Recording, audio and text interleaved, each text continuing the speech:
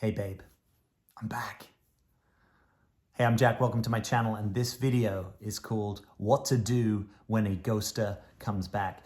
If you're new here or returning, thanks for your presence here. I'd love to have you as part of this community, so bing bing, click subscribe so that you get notified of my videos, and also so that you can join us on live streams. One of the favorite things I like to do on my channel is to do live Q&A, and you will hear of them in real time if you are subscribed to all notifications. All right, let's get right into this. If you had the experience of being ghosted, I'm sorry. I know personally that can be hard.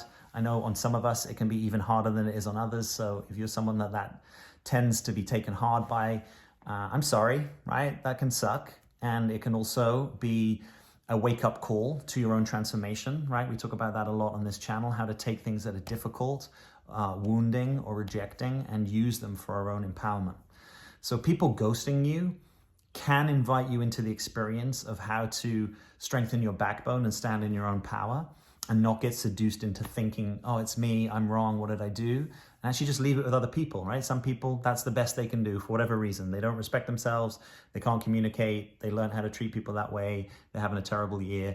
Whatever it is, we want to try to leave it over there with them and be over here with ourselves and our own experience. And by the way, that maneuver, if you do nothing else in your life, but you just practice how to be less over there with other people and more over here with yourself and what is actually happening inside, for most of us, that is a key through line of deeper development. And that's the kind of development we talk about on this channel. However, in this instance, we're talking about something specific, what to do when a ghoster comes back. Now, I want to caveat this. My preference in many ways would be that you don't know that a ghoster is coming back, because when someone ghosts you, I invite you, as part of you reclaiming your power, for you actually to block that person or delete them, and that in service of your moving on, right? So you're not actually leaving a door open for a ghoster in most instances to come back, right? And for many of you, that in itself would be a practice. Part of you might still feel bad or guilty if I said to you, okay, go block that person. Part of you might feel like, am I punishing them? Is that too much? But we're actually saying, look, this is how this person's treating you. Why would you accept and tolerate that? Let's have you accepting and tolerating what really feels good to you, right? People that want to relate to you. And if they don't want to relate to you, they can actually let you know that they don't want to relate to you, and that you, in your big boy or big girl shoes, are able to hear it and say, oh, okay, thank you for letting me know you don't want to relate with me. That's a little difficult to hear because I like relating with you, and I appreciate that you took the time to not ghost me and tell me what's true for you, right? That's the direction of travel that we want you in. So the big caveat here is, should you already have blocked already someone so that they're not available to circle back around? Because you actually know, and here's the kind of the deeper truth of this video, when people ghost you, that's not a great indication that they actually want to relate with you. And I think it's one of those things that you could say, this is just a deal breaker for me. Even if there's like a 1 in 1,000, right? Or a sort of Jim Carrey, someone commented this recently, like the 1 in 1 million chance in Dumb and Dumber, 1 in 1 million chance that someone would be with you. Even if that were true, I'm happy for you in sobriety to just be a betting person, right? That's how we talk about it on this channel. You wouldn't want to place that bet, right? That's not an investable proposition. So why don't you say, even if there's a small chance that there's someone who has some complete essence transformation and wants to come back and sort of unghost and be with you, the likelihood that that's actually true is so slim to none that it's not even worth us talking about it. So let's just put that aside and focus on what the likely thing is, that if someone has ghosted you, they don't really have that much respect for themselves or for you in this connection. And the likelihood that they might have that happen again is probably high. They would have to come with a very, very good reason as to why they ghosted you. And for me, really, honestly, the only valid reason there is sort of like a technology or imprisonment kind of reason, right? Like I was literally physically unable to reach you because my phone was stolen and I didn't have access to it for a week, right? Or I was on holiday in a country and some regime decided that I was their next imprisonment proposition, right? So again, listen to this. These are slim to none possibilities. And what I would also need to see from that person was an acknowledgement of the impact, right? Like, I'm so sorry that that happened, and probably it won't happen again because I'm not planning on getting imprisoned. Something like that would need to be true. If you were somehow unblocked on this ghoster and they came back into being in touch and there was no acknowledgement of what went down or the impact of that, I wouldn't have you engaging that. And by the way, even if they did acknowledge that impact, I would still be super comfortable for you to say, hey, thanks, and I'm not interested. That way of relating doesn't work for me. It's not a good fit. I know who I am, right? Part of this is a self-awareness thing of you owning the places that you have wants, needs, and desires, and that you can take a stand for them. Because if you're not taking a stand for them, who is taking a stand for them, right? This is where you get to be in your adult and your essence, and you get to practice drawing boundaries with someone. This is actually a good person for you to practice drawing a boundary with, and I'll tell you why. On this channel, we talk a lot about 0 and 1, right? I can have a pretty complex worldview in how I view the world and myself and people, but I'm also a pretty simple guy, right? So I try to get things down to the brass tacks. So the brass tacks is a 1 is a guy who is interested in you, is showing up, is wanting to relate with you, is wanting to develop something with you, is probably pushing the relationship forward. Everything else is a 0, right? Even if a guy is 0.8 interested in you, and this legitimately does happen. Sometimes 0.8 is an accurate representation of his authentic level of interest in you. You say 0.8 rounds down and it's a 0, because we're only really interested in 1s. If you are someone that wants to be in a long-term relationship, right? And many of you, that is your aim. If that's not your aim, you can hang out with 0.7s and 0.8s and find if that's an authentic connection or lovership for you, totally possible. But if you're looking for a long-term relationship, you need someone that wants to invest in that. And from their side, they have the initiative to do that. And most of the time you don't, right? Again, let's just be real talk here. The vast majority, if you're a woman that dates men, the vast majority of men that you meet are going to be 0 to you, right? Let's just get in reality. You could meet 10 men in the next week. The likelihood is all of them are going to be a 0 for you. That's just how it works, right? That's just data. The vast majority of men aren't going to be able to sustain a long-term interest in you. And you can use that as a sobering and empowering reality rather than a restrictive one. So if someone's ghosting you and has come back and they're not acknowledging the impact, I'm not liking that for you. Even if they are acknowledging the impact, I still think the likely answer is they're a 0, right? And why would you go into the potential heartache of trying to open yourself to someone who's already proven that at any moment, really, they could just pull the rug under the connection? And again, I want to distinguish something here. People have a right to relate with you or not, right? A man has an authentic right, I believe, to be interested in you or not.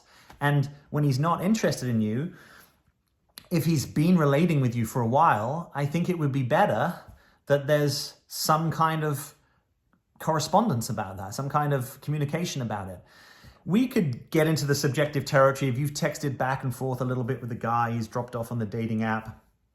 I tend to not call that ghosting, because I think until you've established a real connection with someone, most of that is just, it's back and forth. It's that we actually mean something to someone. But we've been relating through time and then someone drops off and you have in-person contact. I think that is different. And I don't think that person is a good person for you to continue to relate with, particularly if you know you tend to have any of these things. You tend to be a people pleaser. You tend to underrepresent your needs. You tend to not speak about your authentic desires. You tend to have more porous boundaries than could serve you.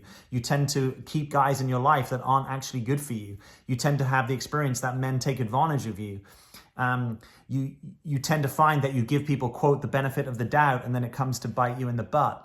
Right? Giving people the benefit of the doubt. And at one level, that's a beautiful thing. At another level, it's a defense mechanism against sobriety.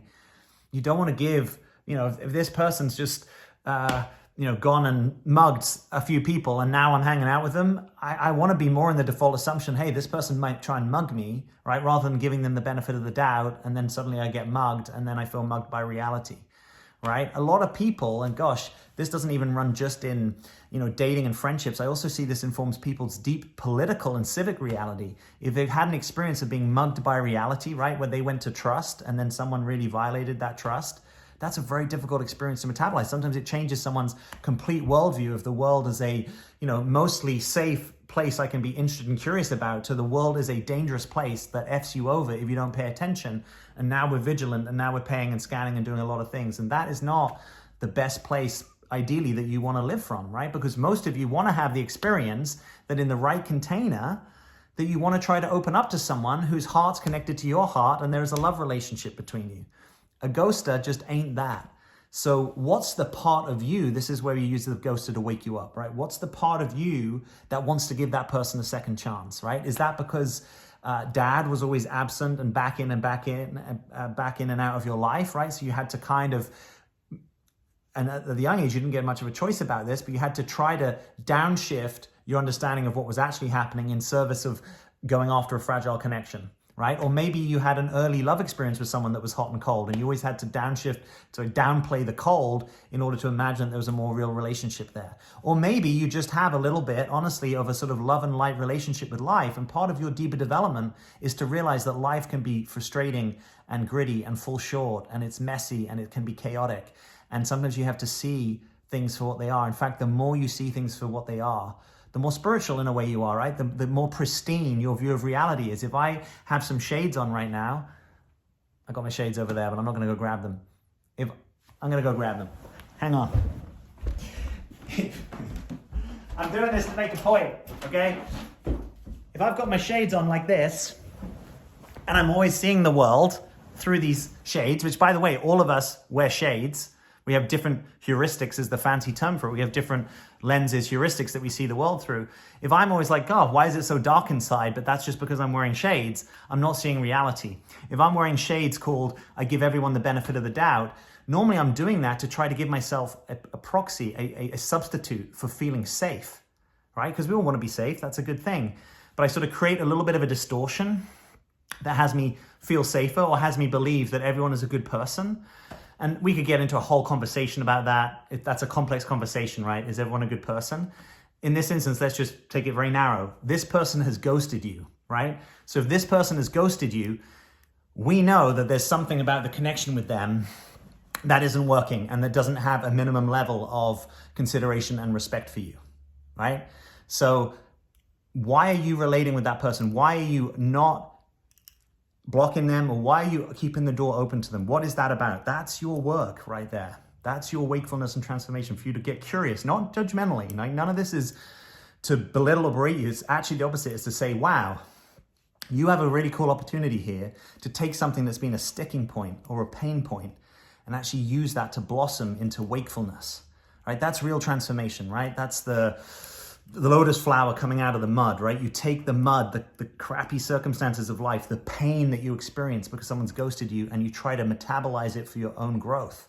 That's laudable, that's courageous, that's hard work. It's sometimes painstaking, sometimes you can't see it, but you might just hang in there. And at some point, you get to notice, gosh, that person has just ghosted me, and I'm actually okay because I'm gonna leave that over there with them. You don't need to go to the level of pitying them. It's just, wow, I don't want to live within reality where I can relate with someone through time and then just suddenly drop them and not make any communication, any availability for impact. I don't want to live in that reality. So I'm just going to imagine that person's living within a tough reality because for some reason that's okay. And for you, actually, it's not okay. And part of it not being okay is that you don't tolerate it. You don't get over there and therapize the ghoster. You actually just set the boundary of, okay, they've shown who they are to me. Now, here's the harsh reality. Sometimes that person is relating with someone else and they're not ghosting them, right? So it's not just that one person is 100% a ghoster and everyone else doesn't. There's a spectrum here. And sometimes a person to one person, the connection isn't very alive and they kind of just let it fizzle and they just disappear. But over here, there's aliveness and they don't let it fizzle, right? So that's also part of sobriety, is realizing who this person is to you and that they're not going to have a place in your life because they've proved that to you. So don't let the ghoster back in through the back door. I'd love to hear your experience of this. Have you had a bad experience of it? Does this make sense to you?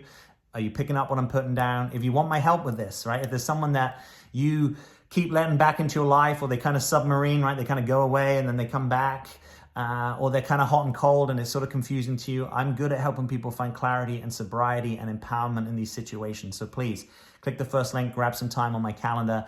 Ding, ding, ding. Let's have you subscribe here. It would help me. The channel's growing. I'd love to have you as part of this awesome community. Thanks for all your comments and engagement. And as always, I'm Jack. Thanks for being here.